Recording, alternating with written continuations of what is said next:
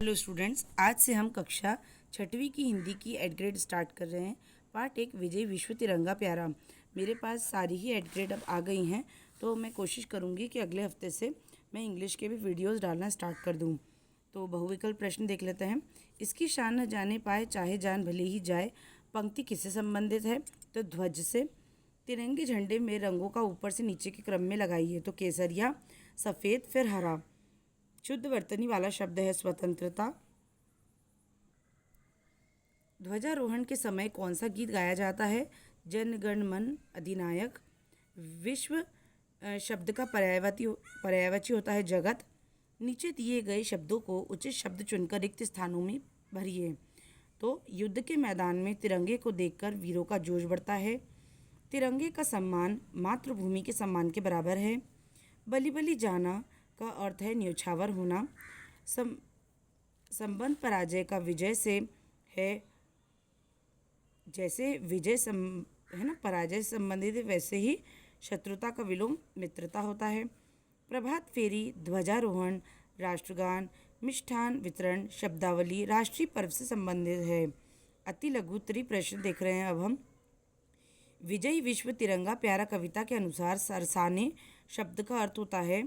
विजय विश्व तिरंगा प्यारा कविता के अनुसार सरसाने शब्द का अर्थ है संचार करना, यानी कि प्रेम और जो सुधा यानी कि प्रेम का संचार करता है हमारा तिरंगा।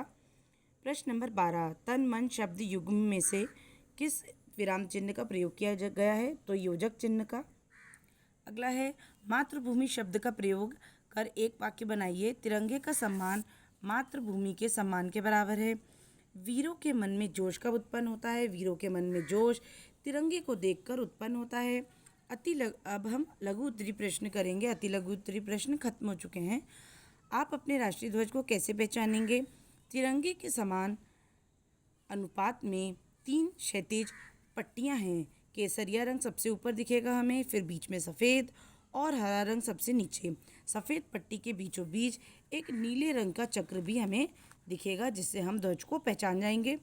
ध्वजारोहण के लिए कौन कौन सी सामग्री वस्तुओं की आवश्यकता होती है? तो पहले तिरंगा, रस्सी, पुष्प, है ना, इन सब चीज़ों की हमें आवश्यकता होगी।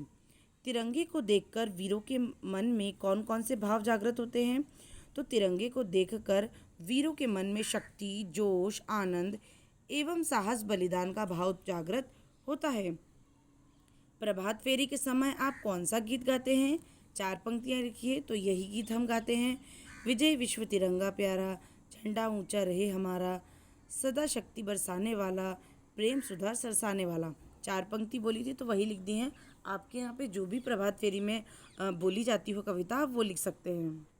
गीत भी लिख सकते हैं हम, गीत ही पूछा है वैसे। अब तिरंगे झंडे के विषय में कोई 5 बातें बताइए। तो ध्वज यानी कि तिरंगा झंडे की लंबाई और चौड़ाई का अनुपात 3:2 है। तिरंगे में केसरिया रंग देश में शक्ति और साहस का दर्शाता है।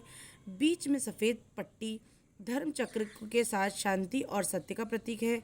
हरी पट्टी उर्वरता तथा भूमि की पवित्रता को दर्शाती है। नीले रंग के चक्र में 24 तीलियां हैं। आप और भी लिख सकते हैं, जैसे कि जो चक्र है वो अशोक स्तंभ सारनाथ से लिया गया है।